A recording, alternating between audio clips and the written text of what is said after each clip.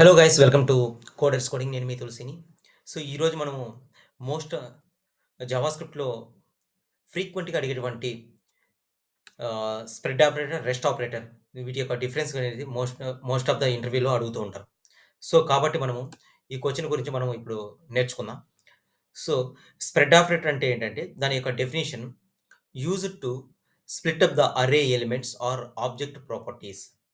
అదేవిధంగా rest operator యొక్క definition ఏంటంటే used to merge the function arguments into an అరే.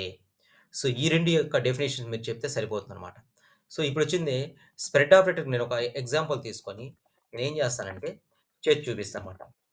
విత్ ప్రాక్టికల్‌గా మనము చేసి చూద్దాం. సో 1, 2, 3, 4. ఓకే. ఇప్పుడొచ్చింది cost new number. New number ఒకటి తీసేసుకొని ఏం చేస్తానంటే ఓకే. ఫస్ట్ 3 డాట్స్‌తో మనము స్ప్రెడ్ ఆపరేటర్‌ని, రెస్ట్ ఆపరేటర్‌ని మనం మెన్షన్ చేస్తామన్నమాట. ఓకేనా? 4, 5, 6, 7 ఇలా ఇచ్చేసి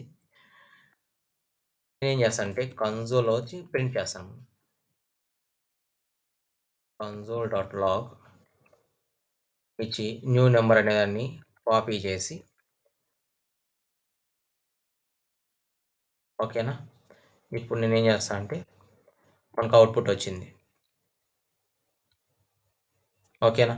అంటే మనకి ఇక్కడ ఓల్డ్ అరే. ఈ ఓల్డ్ అరేని ఎటువంటి మోడిఫికేషన్ చేయకుండా మనం ఓల్డ్ అరేని డైరెక్ట్‌గా మనం ఇక్కడ తెచ్చుకొని న్యూ అరేలో ఉన్నటువంటి ఎలిమెంట్స్ యాడ్ చేసుకొని మనం ప్రింట్ చేస్తామనమాట. సో ఇలాంటి కాన్సెప్ట్ ఏమంటారంటే మనం స్ప్రెడ్ ఆపరేటర్ అని అంటారనమాట. అదేవిధంగా ఆబ్జెక్ట్‌లో అయితే మనకి ఈ యొక్క స్ప్రెడ్ ఆపరేటర్ ఏ విధంగా ఉపయోగపడుతుందో చూద్దాం. So person cost person equal to ఏం చేస్తా అంటే నేము తులసి అని ఇస్తా. ఓకేనా? ఇప్పుడు cost new person equal to ఏం చేస్తానంటే ఇక్కడ నేను ఇక్కడొచ్చింది 3 డాట్స్ ఉపయోగించి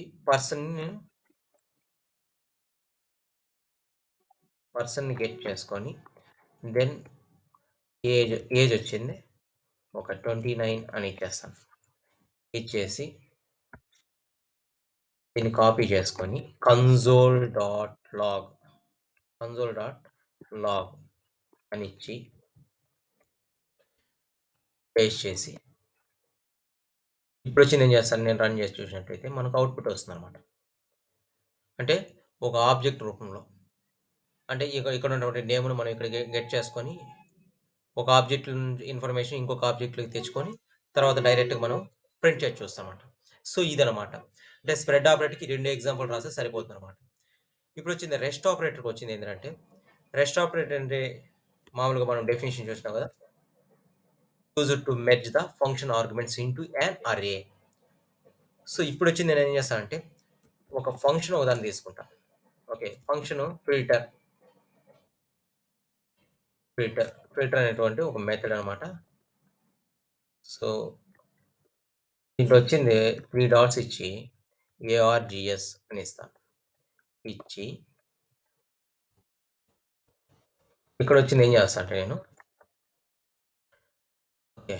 ఇక్కడేం చేస్తానంటే return return ఆర్‌జీఎస్ dot okay. Filter. So filter ఇచ్చి ఏం చేస్తా అంటే దీంట్లో element arrow function element equal to 1 అయితే ఓకే.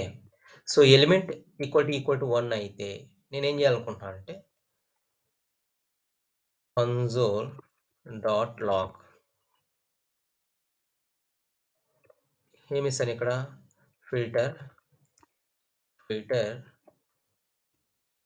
ఏం చేస్తానంటే 1, 2, 3 అని ఇస్తానన్నమాట. సో, ఇప్పుడు రన్ చేసి మనం గనుక చూసినట్టయితే ఏమవుతుంది మనకు ఔట్‌పుట్ వచ్చినదన్నమాట.